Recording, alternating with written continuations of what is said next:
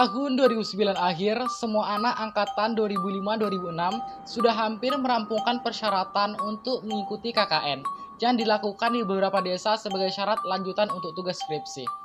Dari semua wajah antusias itu di kampus, terlihat satu orang tampak menyendiri, Widya, begitu anak-anak lain memanggilnya. Ia tampak begitu gugup, menyepi, menyendiri, sampai panggilan telepon itu membuyarkan lamunannya. "Aku wis oleh nggon KKN nih. Aku sudah dapat tempat untuk KKN," kata di ujung telepon. Wajah muram itu berubah menjadi senyum penuh harapan. "Nang endi? Di mana?" "Nang kota B, Gok Deso Kabupaten. Akeh proker tak jamin, gone cocok gawe KKN." Di kota B, di sebuah desa di kabupaten, banyak proker untuk dikerjakan, tempatnya cocok untuk KKN kita. Saat itu juga, Widya segera mengajukan proposal KKN. Semua persyaratan sudah terpenuhi, kecuali kelengkapan anggota dalam setiap kelompok minimal harus melibatkan 2 fakultas, beberapa pun dengan anggota minimal 6 orang. "Tenang," kata Ayu, perempuan yang tempo hari memberi kabar tempat KKN yang ia observasi bersama dengan abangnya. Benar saja, tidak beberapa lama muncul Bima dengan Nur. Ia menyampaikan kelengkapan anggota 6 orang yang melibatkan 2 fakultas sudah disetujui. "Sopo sing gabung, Nur? Siapa yang sudah gabung, Nur?" tanya Ayu. "Temanku, Kating, 2 angkatan di atas kita. Satunya lagi temannya," lega sudah batin Widya. Surat keputusan KKN sudah disetujui semuanya, terdiri dari 2 fakultas dengan proker kelompok dan individu untuk pengabdian di masyarakat, yang akan diabadikan kurang lebih sekitar 6 minggu lagi. Hanya tinggal menunggu pembekalan sebelum keberangkatan. Jauh hari sebelum malam pembekalan, Widya berpamitan kepada orang tuanya tentang progres KKN yang wajib ia tempuh. Ketika orang tua Widya bertanya kemana proyek KKN mereka, terlihat wajah tidak suka dari raut ibunya. "Gak orang nggon liyo, lopo kudu nggo kota B? Apa gak ada tempat lain? Kenapa harus kota B?" Wajah ibunya menegang. "Enggak kudu nggone alas tok, ra umum dinggoni gawe menuso. Di sana tempatnya bukannya hutan semua, tidak bagus ditinggal oleh manusia." Namun, setelah Widya menjelaskan bahwa sebelumnya sudah dilakukan observasi, wajah ibunya melunak. "Perasaan ibu nggak enak, opo nggak iso diundur setahun maneh? Perasaan ibu nggak enak, apa tidak bisa diundur 1 tahun lagi?" Widya enggan melakukannya, maka meski berat, kedua orang tuanya pun terpaksa menyetujuinya. Hari pembekalan sebelum keberangkatan, Widya, Ayu, Bima, dan Nur matanya melihat ke sekeliling. Khawatir 2 orang yang seharusnya ikut pembekalan belum juga terlihat batang hidungnya. Sampai menjelang siang, 2 orang muncul menyapa dan memperkenalkan dirinya di depan mereka. Wahyu dan Anton. Setelah basa-basi bertanya seputar rencana KKN dari A sampai Z selesai, mereka akhirnya berangkat.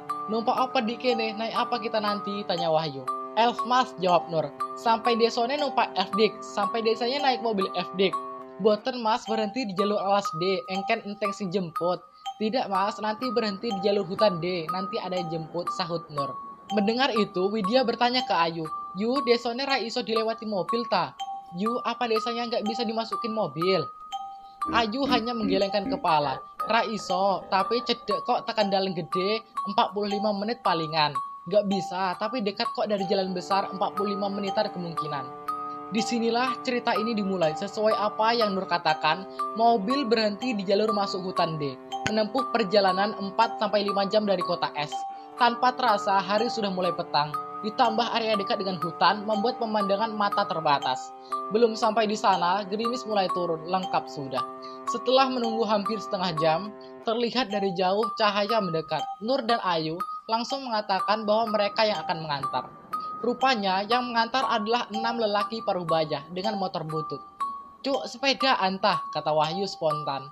Saat itu ada yang aneh, entah disengaja atau tidak, ucapan yang dianggap biasa di kota S ditanggapi lain oleh lelaki itu. Wajahnya tampak tidak suka dan sinis tajam melihat Wahyu.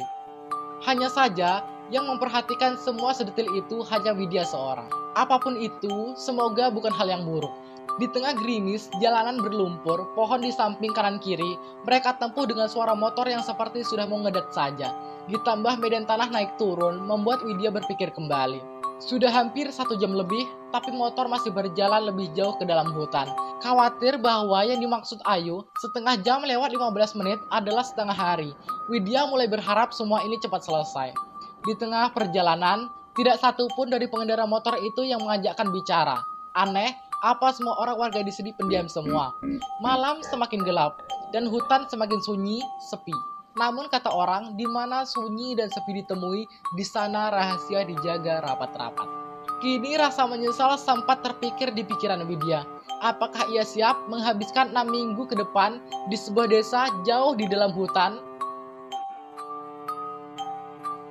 Ketika suara motor memecah suara rintian gerimis, dari jauh sayup-sayup terdengar sebuah suara. Suara familiar dengan tabuhan kendang dan gong diikuti suara kenong, kompiang membaur menjadi alunan suara gamelan. Apa ada yang sedang mengadakan hayatan di dekat sini? Dan ketika sayup-sayup suara itu perlahan menghilang, terlihat gapura kayu menyambut mereka. Sampailah mereka di desa tempat mereka akan mengabdikan diri selama 6 minggu ke depan. Monggo, permisi, kata lelaki itu sebelum meninggalkan Widya dengan motornya. Merenere, teriak Ayu. Di sampingnya berdiri seorang pria. Wajahnya tenang dengan kumis tebal, mengenakan kemeja batik khas ketimuran. Ia berdiri seolah sedang menunggu sedari tadi. Kenal no, niki Pak Prabu, kepala desanya, konconi masku. Pak Prabu niki kenceng kulo yang dari kota es, mau melaksanakan kegiatan KKN di kampung penjenengan. Ya artinya kenalkan ini Pak Prabu, kepala desa teman kakakku. Pak Prabu, ini teman saya yang dari kota es, yang rencananya mau KKN. Pak Prabu mengenalkan diri, bercerita tentang sejarah desanya. Di tengah ia bercerita, Widya pun bertanya, kenapa desanya harus sepelosok ini? Dengan tawa sumringah, Pak Prabu menjawab, pelosok yok nopo toh mbak? Jarak ke dalam gede cuma setengah jam kok. Pelosok bagaimana maksudnya mbak? Bukannya jarak ke jalan besar hanya 30 menit. Tatapan bingung Widya disambut tatapan bertanya oleh semua temannya, seolah pertanyaan kok membingungkan. Mbak paling pegel, wes tak antar nang di sedoyo bakal tinggal. Mbaknya mungkin capek, jadi mari tak antar ke tempat di mana nanti kalian tinggal.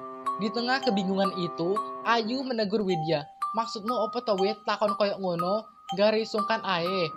Maksudnya bagaimana Wid? Kok kamu tanya seperti itu, membuat situasi jadi sungkan? Di situ Widya menyadari ada yang salah. Tempat menginap untuk laki-laki adalah rumah gubuk yang dulunya seringkali dipakai untuk posyandu, tapi sudah diubah sedemikian rupa. Meski beralaskan tanah, tapi di dalamnya sudah ada bayang, ranjang tidur bertelaskan tikar. Sedangkan untuk perempuan menginap di salah satu rumah warga. Di dalam kamar, Widya pun menjelaskan maksud ucapan kepada Pak Prabu. Karena sepanjang perjalanan, bila dirasakan oleh Widya sendiri, itu lebih dari 1 jam. Ayu membantah bahwa lama perjalanan tidak sampai selama itu. Anehnya, Nur memilih tidak ikut berdebat. Nur lebih memilih untuk diam. Ngene awakmu krungu ora? Nang dalan alas mau ono suara gamelan. Gini kamu dengar apa tidak? Di jalan tadi ada suara orang memainkan gamelan. Yo paling ono hajatan lah, opo meneh. Ya paling ada warga yang mengadakan hajatan, apalagi. Berbeda dengan Ayu, Nur menetap Widya dengan ngeri sembari berbicara lirih. Nur yang harusnya paling ceria di antara mereka berkata, Mbak, ra ono deso meneh nang kene, gak mungkin nek ono hajatan, nek jare wong biyen krungu gamelan nang gone kene, iku pertanda elek. Mbak, tidak mungkin ada desa lain di sini, tidak mungkin ada acara dekat sini. Kalau kata orang zaman dulu, kalau dengar suara gamelan itu pertanda buruk. Mendengar itu, Ayu tersulut dan langsung menuding Nur sudah ngomong yang tidak-tidak.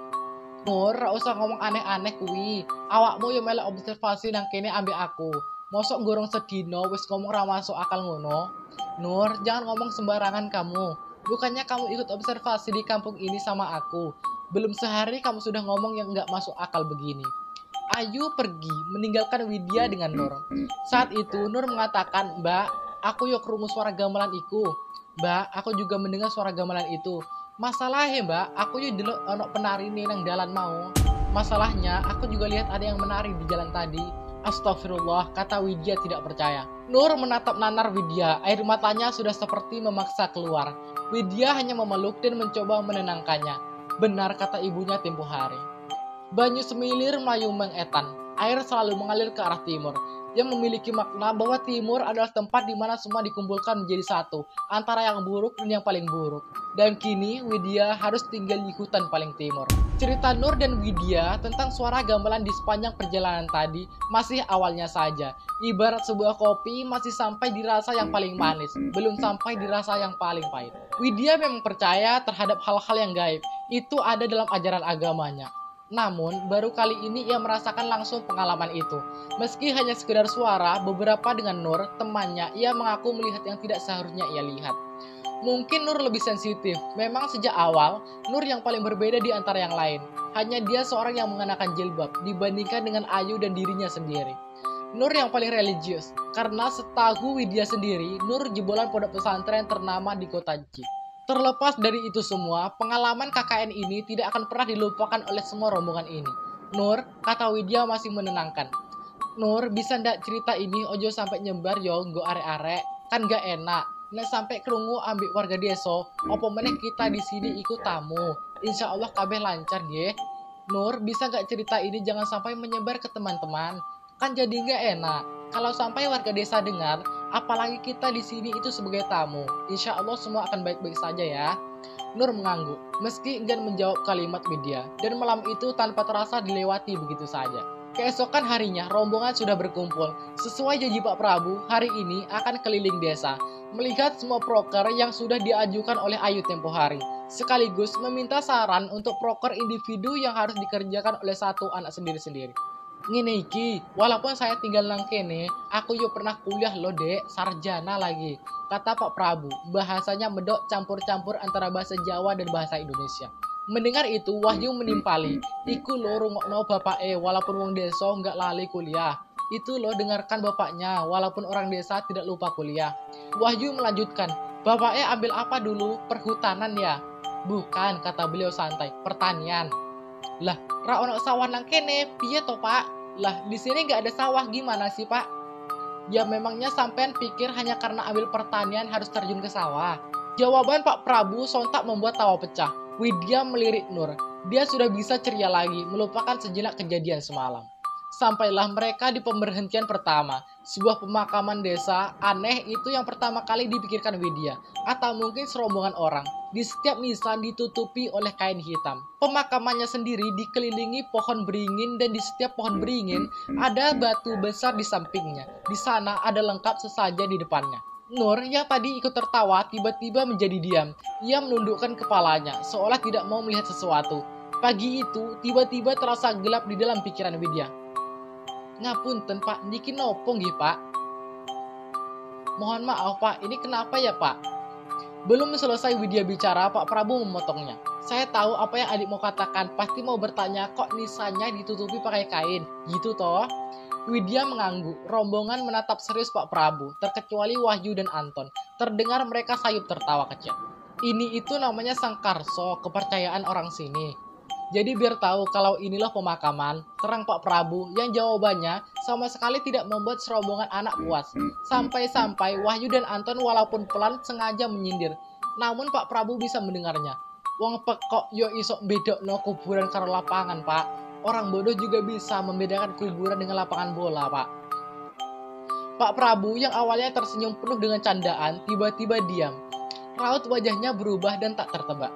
Semoga saja kalian tahu yang diomongkannya. Kalimat Pak Prabu seperti penekanan yang mengancam. Setidaknya itu yang Widya rasakan. Sontak Bima langsung merespon dengan meminta maaf. Namun Wahyu dan Anton memilih diam setelah mendengar respon Pak Prabu. Monggo Pak, bisa lanjut ke tempat selanjutnya. Tempat berikutnya adalah sinden, kolam tempat air keluar dari tanah. Pak Prabu mengatakan bahwa sinden ini bisa dijadikan proker paling menjanjikan. Tidak jauh dari sana ada sungai. Inginnya Pak Prabu, sinden dan sungai bisa dihubungkan. Jadi semacam jalan air. Tanpa terasa hari sudah siang. Ayu dan Widya sudah memetakkan semua yang Pak Prabu tunjukkan. Pembeliannya sampel warna merah sampai biru. Dari yang paling diutamakan sampai yang paling akhir dikerjakan.